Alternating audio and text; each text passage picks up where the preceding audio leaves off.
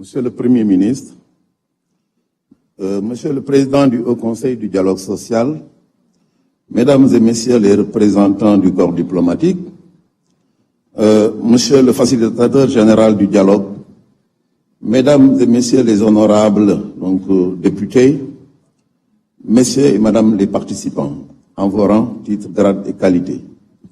Je voudrais exprimer ici, au nom de la société civile, toute ma gratitude et mes remerciements à Monsieur le Président de la République pour la tenue de ce dialogue politique sur le système politique qui marque une étape importante dans la trajectoire démocratique de notre pays. S'il est vrai, Monsieur le Président de la République, que depuis le Code consensuel de 1992, nous avons, depuis le Code consensuel de 1992, organisé plusieurs dialogues, concertations et assises dans divers domaines, celui-ci revêt une importance toute particulière car il intervient dans un moment crucial où le pays a besoin de paix. Le pays a besoin de cohésion sociale.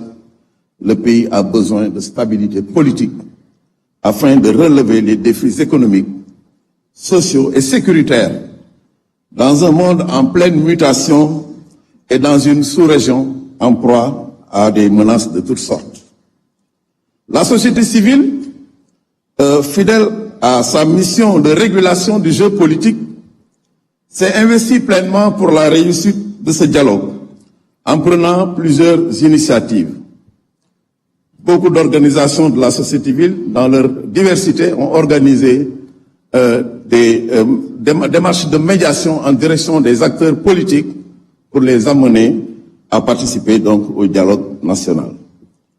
Au niveau de notre collectif, qui est en train de mettre en œuvre le programme Sahel Jam, il y a eu donc des ambassadeurs de la paix qui ont été accrédités et installés et qui ont été impliqués dans la recherche donc de cette médiation en direction donc des acteurs politiques.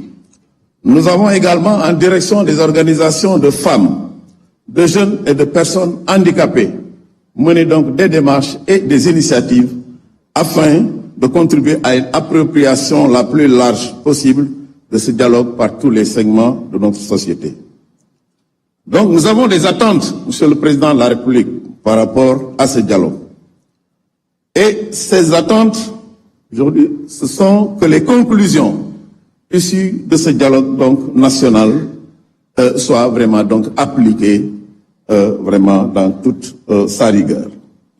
Ce que nous attendons également donc de ce dialogue, c'est que les conclusions puissent nous permettre de tourner définitivement la page des contestations qui ont jalonné pendant de nombreuses années nos processus politiques, mais également de réformer, voire refonder nos institutions afin d'en faire donc de véritables instruments de gouvernance profondément démocratiques, ancrés dans nos valeurs cardinales que sont la droiture, l'honnêteté, le sens du travail bien accompli, la culture de l'intérêt général et le respect de la diversité de nos opinions et convictions.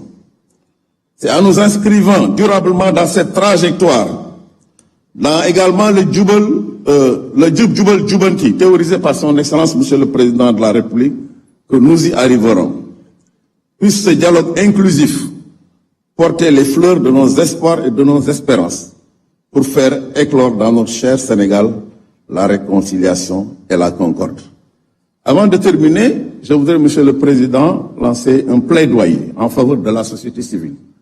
La société civile, dans bien des aspects, complète le travail donc du gouvernement.